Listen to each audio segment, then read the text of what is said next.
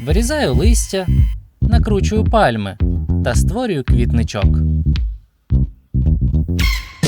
Вітаю, друзі! Сьогодні нарешті завершую одну з довгобудов, а далі буду завершувати інші. Тож, все по порядку.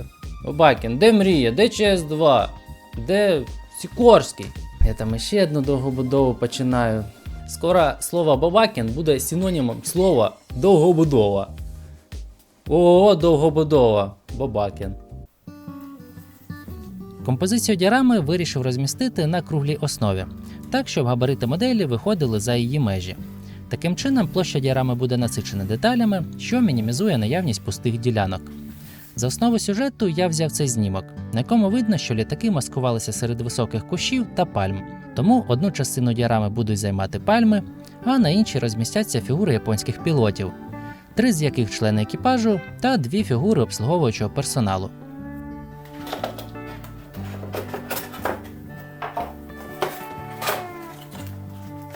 Цей набір вийшов в продаж цьогоріч та має деталізацію на рівні 35-го масштабу. Виробнику вдалося відтворити найдрібніші елементи екіпірування, серед яких видно навіть швейний рядок на ременях, об'ємну фактуру хутра та складні форми фурнітури.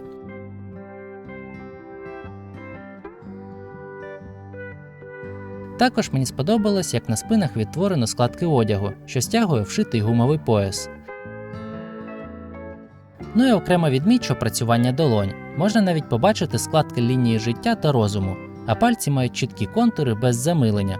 І я нагадаю, що це 48 масштаб.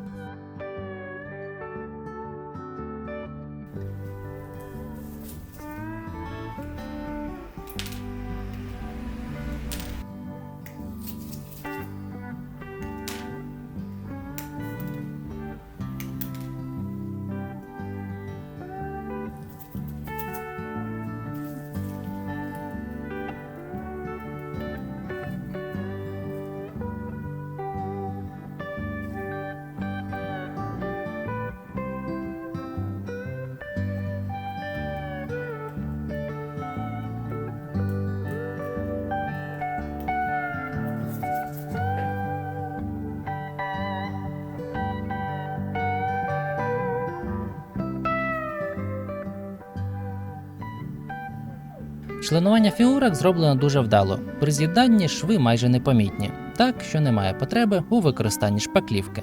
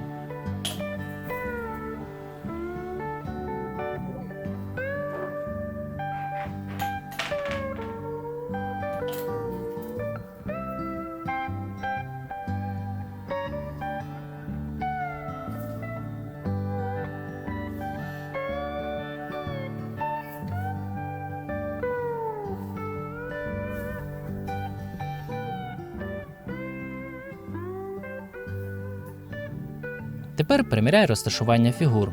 Першочергово я планував, що 4 фігури будуть стояти на цій ділянці, а через фюзеляж навпроти будуть стовбури пальм. Чоловік із драбиною десь тут. Наче цікавий сюжет виходить, проте мені це розташування здалося надто тісним. Тому я вирішив винести 2 фігури на передній план, з історією, що командир екіпажу отримав завдання для бойового виліту та віддає честь співрозмовнику. Такий сюжет мені здався більш цікавим. Діарама розділилась на 4 зони із своїми локальними сюжетами.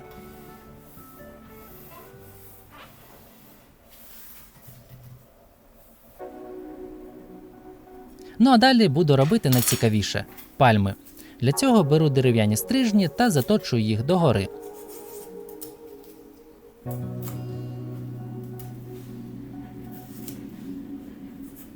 Без уваги не залишаю і нижню частину. Адже чим хаотичніше буде поверхня, тим цікавіше виглядатиме готовий стовбур.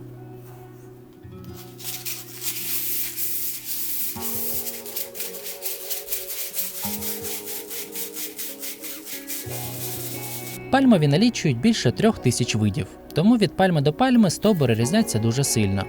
Я буду відтворювати фактуру, подібну до фото. Стовбур має відносно гладку поверхню з хвилястим розділенням кори.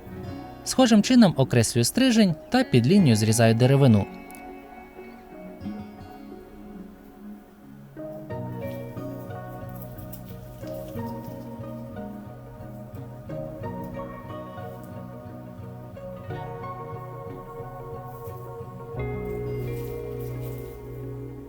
Подібним чином продовжую від гори до низу. Так утворюється бажана фактура.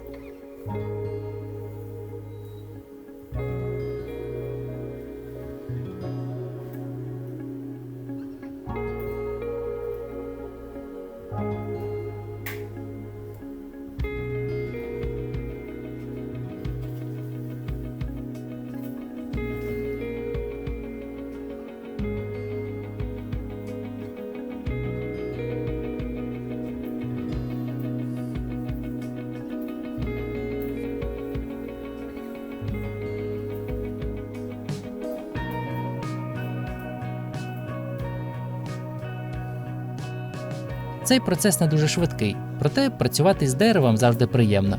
І я навіть не встиг помітити, як нарізав перший стовбур.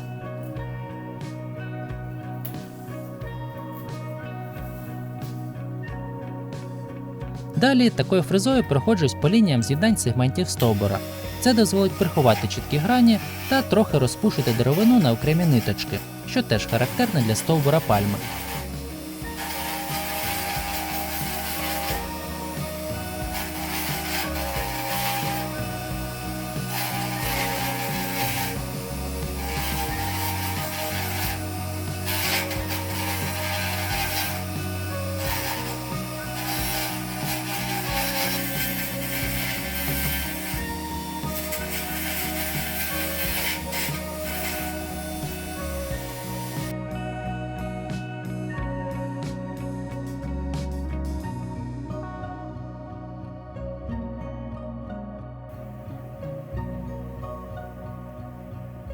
Тепер треба цю палицю зігнути.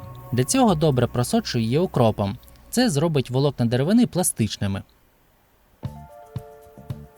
Вигадувати складні матриці немає потреби. Просто наштрикую лист пінополістиролу зубними палицями та формую бажаний силует.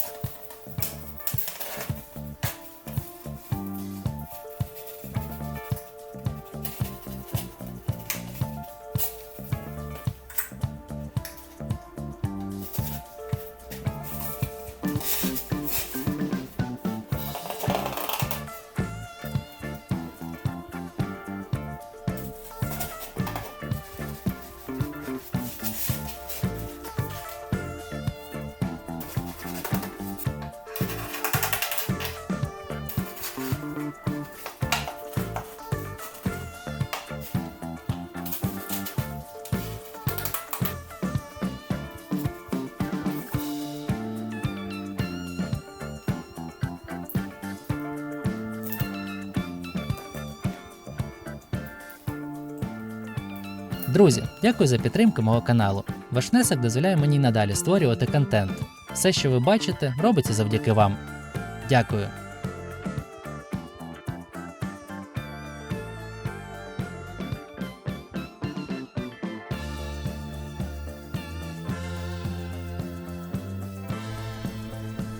Під впливом окропу деревина набухає, тож стовбур став трошки ширшим, а сегменти відкрилися, наче квіточки. Мені дуже сподобався цей ефект. Я вирішив зупинитися на 3 пальмах, розмістивши їх так, щоб одна нахилилася прямо над літаком, а інші доповнювали композицію.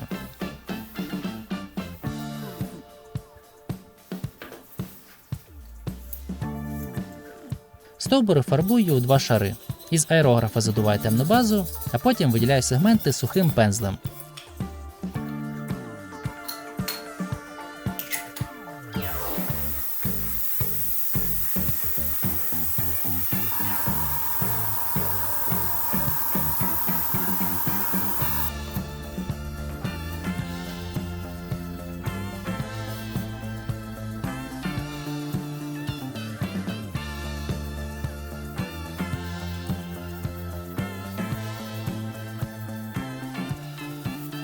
Мені дуже сподобався отриманий результат, і я радий, що зміг поділитися з вами цією технологією. Наступне – це листя. Я його буду вирізати на лазерному верстаті, а поки готую аркуші паперу, фарбуючи їх у різні відтінки зеленого. Аби малюнок листя був неоднорідним, на виході компресора знижує тиск до 0,5 атмосфери.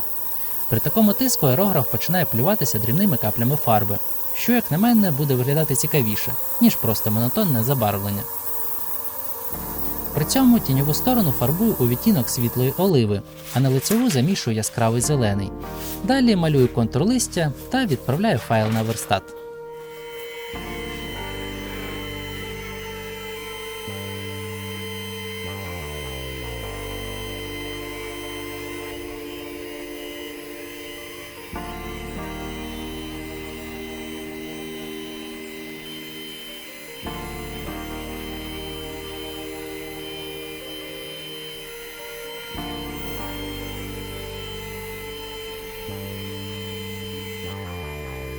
Друзі, нагадую, що в мене з'явився новий канал, де я публікую відео без озвучки.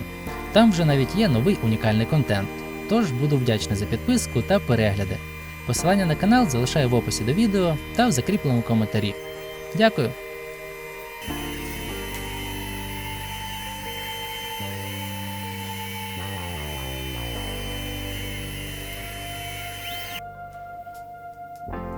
Я зробив 3 типи листя, з яких на кожну пальму буде 4 малого розміру та по 6 середнього і великого. Наразі листя провисає під власною вагою, тому треба було б його зміцнити. Для цього по внутрішній стороні гілки буду приклеювати мідний дріт, який потім закриваю папірцем. Аби збільшити об'єм гілки, так само повторюю і з лицевої сторони.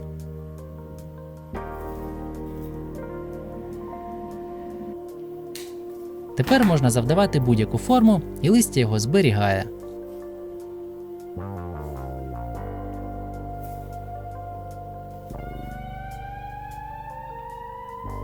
Додатково кожну гілку підфарбовую помаранчевою фарбою.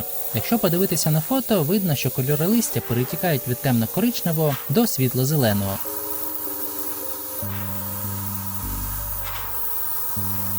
При цьому фарбою виділяю лише кінчики листя та лінію по гілці.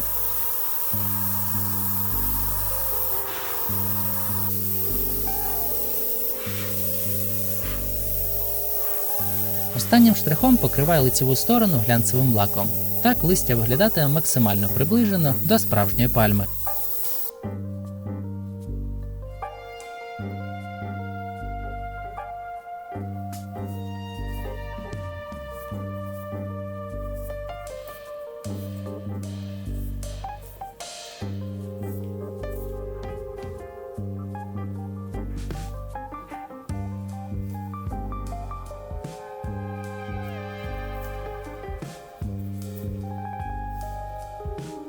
Тепер можна встановлювати гілки на стовбур.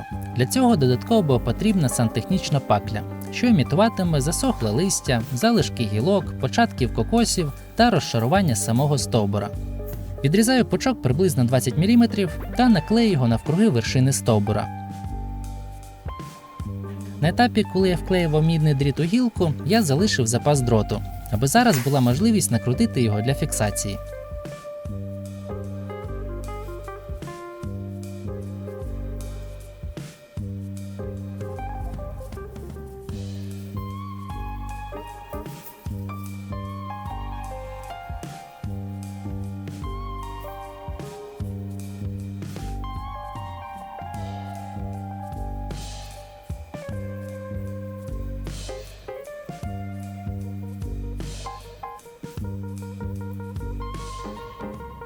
Кожну гілку добре просочую ПВА клеєм, а між рядами додаю нову сантехнічну паклю, яка, власне, робить дріт невидимим.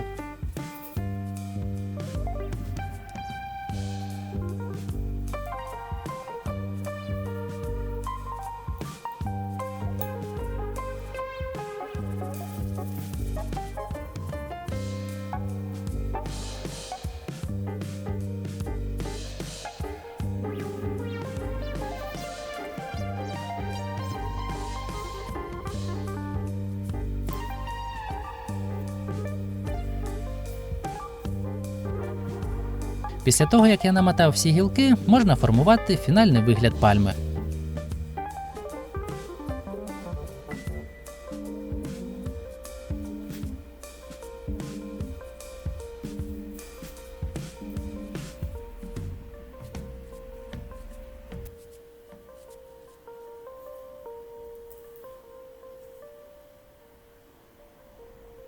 Як бачите, різний колір листя лицевої та внутрішньої сторони значно збільшив привабливість. Особливо мені сподобалось, що лицьова сторона має глянцевий відблиск.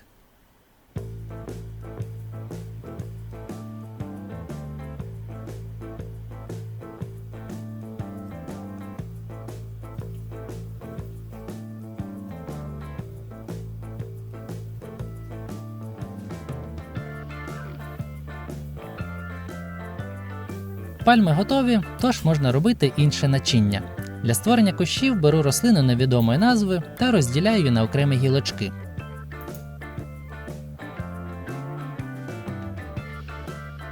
Потім встановлюю їх на планшет та буду покривати різними присипками.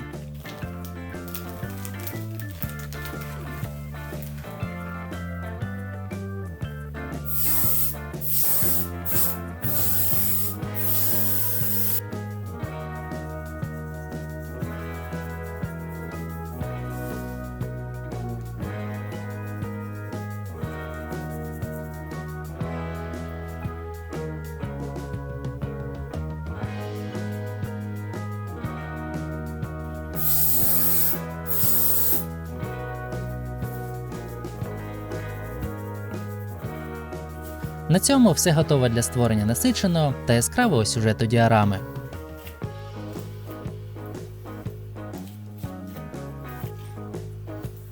Покриття піску наношу безпосередньо на підставку із хаотичним окресленням по контуру. В даному випадку не бачу потреби робити якийсь там додатковий п'єдестал з пінополістиролу чи вирізати той же круг із ДВП.